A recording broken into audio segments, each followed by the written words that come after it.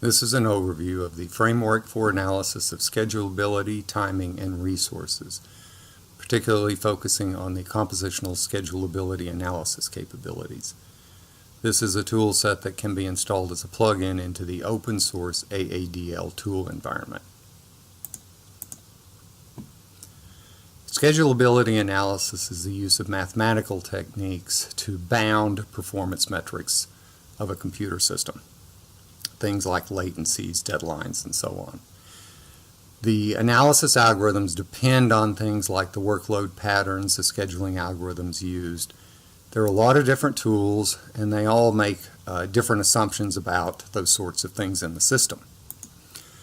So the bottom line is there is no single tool that can analyze all aspects of a complicated computer system architecture that mixes many different kinds of workloads and pieces of equipment and scheduling algorithms. What FASTAR uses is a compositional approach to analysis. It is a framework that allows the system developers to pick a set of existing schedulability analysis tools that match the workloads and scheduling algorithms and protocols that are used in their systems, and then use that collection of tools together to perform an overall end-to-end systems schedulability analysis. This slide kind of illustrates the basic idea. Here are two tools which are the ones we'll talk about. They're the ones we've integrated into FASTAR so far.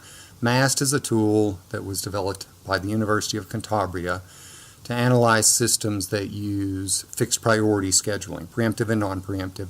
It supports chains of tasks. One task in a sequence is dispatched when the preceding task in the sequence completes. Spica is a tool that was developed by Advenium Labs. It's useful for systems where the underlying scheduling mechanism is cyclic or static scheduling. It also supports layered scheduling. We specifically picked it because it supports ARINC 653 scheduling, which is useful for some of the demos we were supporting. What the modeler does is designate different parts of the AADL model to be analyzed by different analysis tools. The FASTAR framework will then translate the different parts of the AADL model into the native language of the underlying analysis tools and run those analysis tools. Now, in the actual system, events and data flow back and forth between the different subsystems. What the FASTAR framework has to do is take the analysis outputs from one tool and convert them to produce the input event stream descriptions that feed into the next tool. And that means the framework needs to do a global iteration. It repeatedly executes the tools until it reaches global convergence.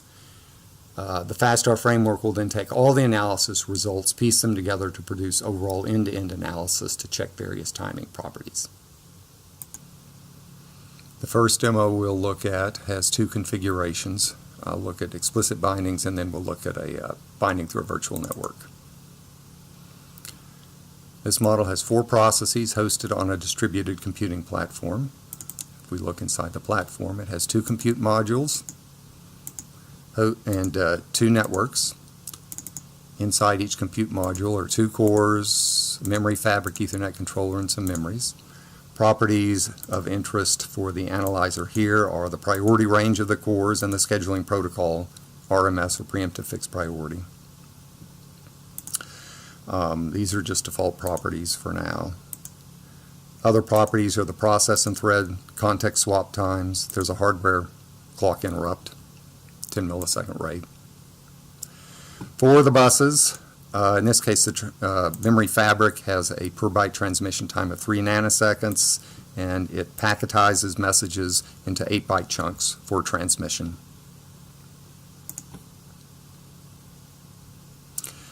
If we look inside the networks, it's a switched Ethernet network. There's a central switch. The model is modularized to include the cables as part of the network. So the cables are schedulable resources themselves. There's a transmission time property for the cables. 8 nanoseconds per byte is 100 megabits per second. There are also packet header size and payload sizes. These are defined by the Ethernet standard. In the case of the network, this is non-preemptively scheduled, prioritized, and the priority range is 1 through 8 for Ethernet packets. That's the compute platform. We can look at inside the processes. There are two threads inside the processes. Properties of interest here are the priority of the thread, its dispatch protocol. These are all periodically dispatched processes. There's a 3 millisecond worst case compute time, 20 millisecond period for this thread. The deadline is a constraint that will be checked by the verification tool. And the messages, it sends a message that has a 64-byte data size. Now at this level, we also have binding properties. Each process is bound, in this case, to core 1 of module A. There are also binding properties for the connections. In this case, each connection is bound through for an explicit routing through the Ethernets. So each of these is an independently scheduled resource. The message has to queue and be scheduled for transmission on each resource. The FASTAR framework lets a user specify which analysis tool is used for which part of the system. In this case, we're going to analyze the whole model using MAST. Now, a comment I'll make is that MAST only supports linear sequences of tasks when it does its analysis. Where there are trees, what the framework will do is decompose that tree. It first picks the longest path. That becomes a linear sequence for MAST. The subtrees are analyzed as different subsequences that have external event arrival rates, and those arrival rates are produced from the preceding analysis of MAST. So the FASTAR framework actually composes MAST with itself when there are trees of dependence. To do the analysis, you create a system instance file and select the analysis tool. These are the FASTAR buttons, and I'm only going to talk about the schedulability analysis capability. Press Analyze, it does an analysis, and it shows that there are some problems because I wrote the model that way. It misses some deadlines, and then it misses some flow constraints. So let me look back at the textual version. OSADE supports both graphical and textual visualization. These are the flows, a little bit easier to see them in text, the end-to-end flows that miss. The three flows vary in whether or not the sending or receiving thread is included as part of the flow. In this case, the flow begins with the dispatch of the thread. In this case, the flow begins with the message that's sent from the flow. And that's the variation in the latency times here. Second comment I'll make is that the MAST tool assumes fully asynchronous dispatching of periodic threads. It's a worst case assumption. The AADL standard says the default in certain cases is for periodic dispatches to be synchronized. Where the receiving thread periodically samples its input, there is a sampling latency, and the tool will include that. That's the 10 milliseconds here.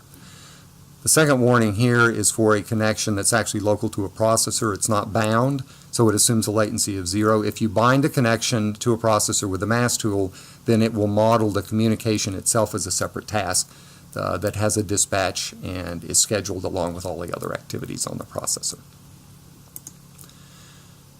The second configuration of this model, if we dig down to the platform, makes use of these virtual buses. Now the virtual buses here declare two additional properties. First, each virtual bus declares an explicit routing through the underlying network. In this case, this virtual bus has a routing over network 0 from module B to module A. The second thing that's declared are header sizes and payload sizes for the UDP protocol. So this virtual bus uses the UDP protocol and adds that additional information. If we go back to the system and look at these connections, in this version, the connections are bound to virtual network.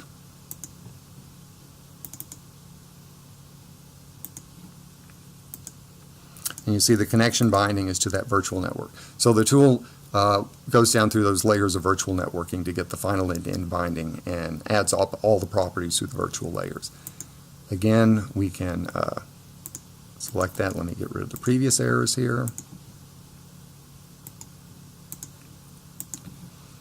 And if we analyze this, we'll see that the results are virtually identical to what it was before. The packet header bytes are not really large enough to have a significant effect on the analysis results here.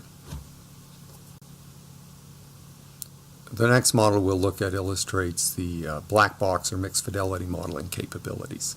This model has a process like we've seen before, compute module, switched Ethernet like we've seen before. And then it has this box. There's no internal detail provided about this thing. The only thing we know about this box is that it will send a message, 100 messages per second. And the message size is 256 bytes. The connections are routed over the Ethernet, so the loading of the messages to and from that box are carried. So you can think of this box as a sensor, perhaps, that's plugged into the network. And these flow. A comment I'll make is that there are analysis tools out there that will do queue size bounding. We have not integrated such a capability yet. You can specify that a flow is lossless, and what that will do is have the tool check the simple property that message queuing does occur all the way along the route. There isn't any point at which there is sampling at which messages might be lost. Again, we do the same thing here. We can instantiate it, pick that instance, press the Analyze button, and again I've structured this model so that there is one flow in it that fails. And again you see the error message for it's analyzed using asynchronous assumptions. A second comment I'll make is when I press the Analysis button, this folder appeared here. And this folder saves all the back-end models and results that were generated by the framework. Normally the user doesn't have to look at these things. Every once in a while a problem shows up where you'll maybe need to look at the back-end models to figure out what the back-end analyzer tool is doing or why it found some kind of internal error. And you can see here the iteration that occurs. This analysis took 2 iterations. The last model we'll look at demonstrates the composition of 2 different analysis tools. We have 4 processes in this model. They're a little bit more complicated, more inputs and outputs. This model has a total of 8 threads and 32 connections. In this case, we've introduced a virtual processor layer. We've seen virtual bus layers before. This is a virtual processor which has ARINC 653 properties, name and identifier, and that causes the tool to recognize this as an ARINC 653 partition. You can have multiple virtual processor layers. For example, you could have a virtual processor inside the partition to model face transport services. You could have a virtual processor layer between the partitions and the underlying physical processor to model, say, a real-time operating system.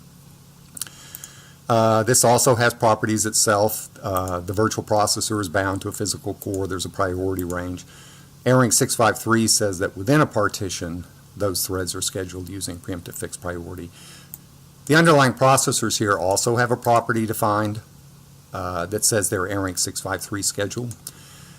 The second thing that's different here is that the analysis property now selects the SPICA tool for the virtual processors and the underlying physical processors. The Ethernet network is still analyzed by MAST. So the way this property works is all resources, virtual and physical, that are identified as to be analyzed by the SPICA tool and the workloads bound to those will be analyzed by the SPICA tool. So if we select this instance model, press the analysis tool, this model is a little larger and it involves 2 tools. It takes a little while longer to analyze. And again, you can see the analysis models start to show up here. In this case, it's going to generate back-end models and receive results from both the SPICA and the MAST tools. And again, it has to convert data between the 2 different analysis tools. They have slightly different models, represent input and output arrival events, specify them in slightly different ways. And the FASTAR framework is taking care of converting those event models as messages flow between the MAST analyzed network and the SPICA analyzed processors. And again, there are some errors here because I wrote the model that way. You notice I changed the reporting units here to microseconds. And there are some results errors here for this model as well. I'll try and answer a few questions that you might have. How well does it scale to large systems? How tight are the analytic bounds? These are schedulability analysis tools. They produce upper and lower bounds, not exact values. How mature and usable is the tool? How can you get a copy of it? We took the last demo you saw, which had 8 tasks and 32 connections, and started duplicating it to produce a series of stress tests. We ran two versions of this, one in which all the resources were fixed priority scheduled, both processors and network, and the second configuration is the one that we demoed, where the processors were analyzed by SPICA and the network by MAST. For the large configuration, it took about 3 to 5 minutes to analyze a system with 32 threads and 128 connections. Now you can tell from the graph it does appear to grow nonlinearly. We have not, however, done any performance tuning yet, so we should be able to improve on these some. The second question is, how tight are these analytic bounds? If they're really loose, the tool is not particularly useful. Here is one way to get an initial assessment without actually going out and building and measuring a system. We take a workload, we increase its worst-case execution times and its message sizes to the point that the analytic bounds just start missing the deadlines or latency requirements. Then we look at the utilizations of the underlying resources. Now, if those utilizations are very small, if we're missing deadlines and we're only loading the system to 5%, then we tend to suspect those bounds are not very tight. On the other hand, if the utilizations seem reasonable, about what we'd expect, then we suspect that the bounds are in fact reasonably tight. Here is a sample problem that we submitted to the tool. We took the end-to-end latency between the dispatch of a sending thread, thread completion, messages flowing through the network, and arrival to the other module.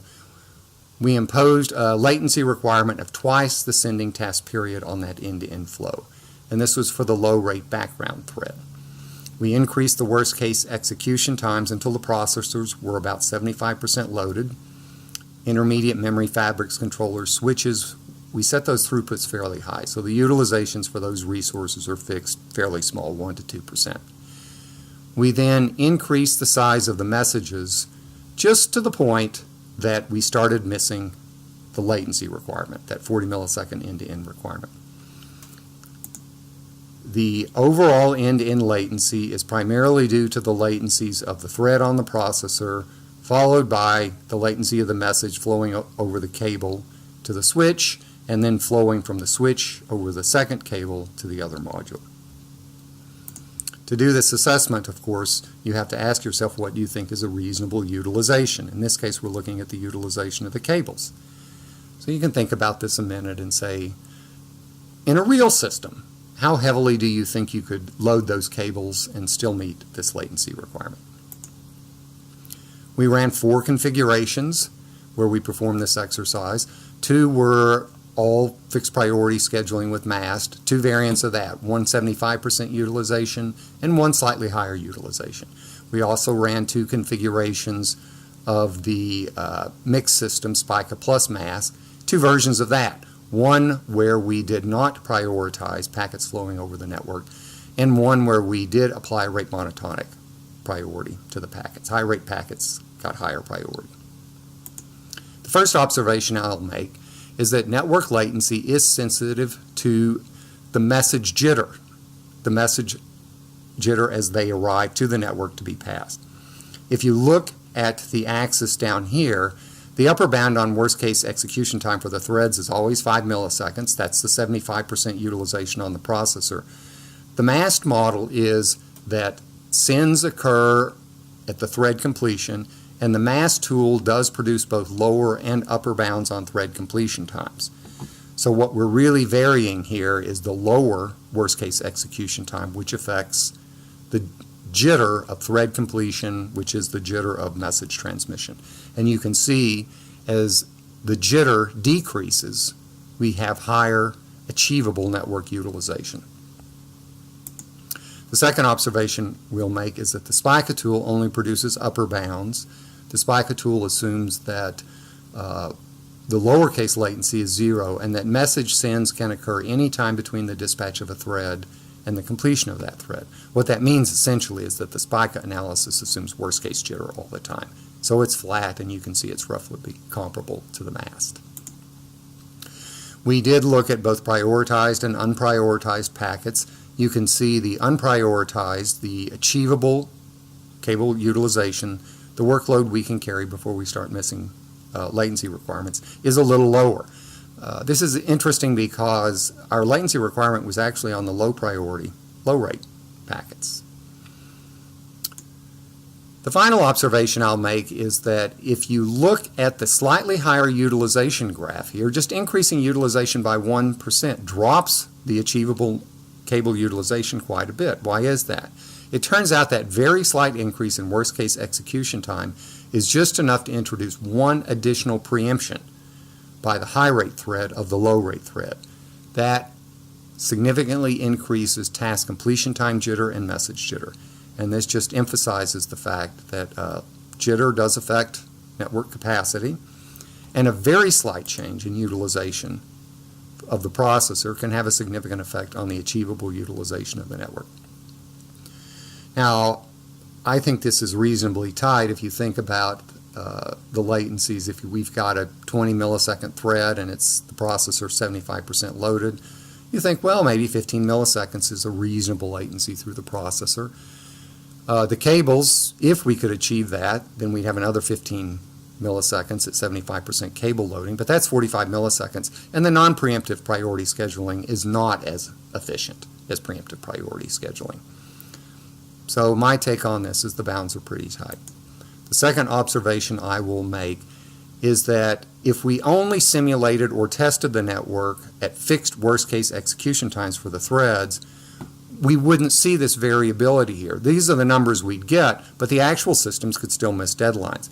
This is why schedulability analysis is useful, especially for distributed systems. They're subject to so-called anomalous scheduling effects. It's usually some odd pattern of intermediate execution times or event arrival rates that actually result in the worst-case latency. How mature is FASTAR now? We've integrated two analysis tools, MAST and SPICA. The regression test suite has about 75 test models. A few of them still fail. We've exercised it on one realistic R&D project. A draft user manual exists. It has some to-dos noted. It supports periodic and some cases of sporadic and aperiodic threads. It's packaged as an archive install file for Eclipse OSATI, which means it installs just like a regular plugin. It is still under active development. It changes from week to week. By March of next year, we'll have added additional support for sporadic and aperiodic threads. There will probably still be some limitations, for example, fan-in to aperiodic threads. We're adding support for shared data objects and real-time semaphore protocols. There are a variety of additional features we're looking at, for example, jitter constraints. There is a utilization budgeting and resource loading analysis tool. I didn't talk about that. The SPICA tool supports automatic generation of airing 653 schedules. That capability should be there. We're improving various usability features, for example, error detection and reporting, performance enhancement. We're automating our system regression testing capability, and we will have done more testing. There will be tutorial materials and example models. It will be packaged so that the FASTAR framework can be installed and then subsequently separately installed additional analysis tools. And that's part of the path of making it easy to add additional analysis tools. What are the limitations?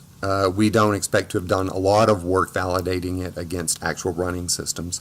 We have no current plans to add additional analysis tools.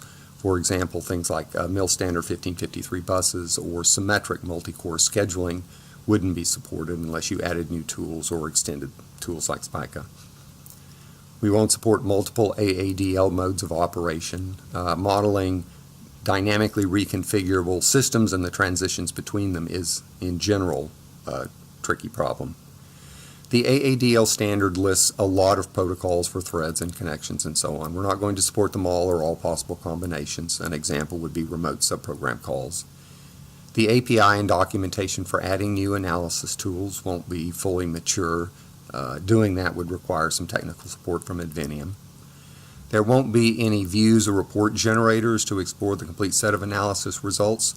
Most analysis tools provide a lot of data, and it would be useful to be able to just explore that to better understand how the system works, even if it doesn't violate any constraints.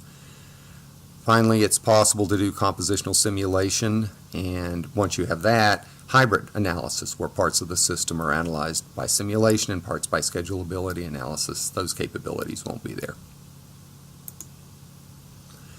Advenium is currently delivering snapshots of this to the U.S. government with unlimited rights, and we have a support contract for the U.S. government.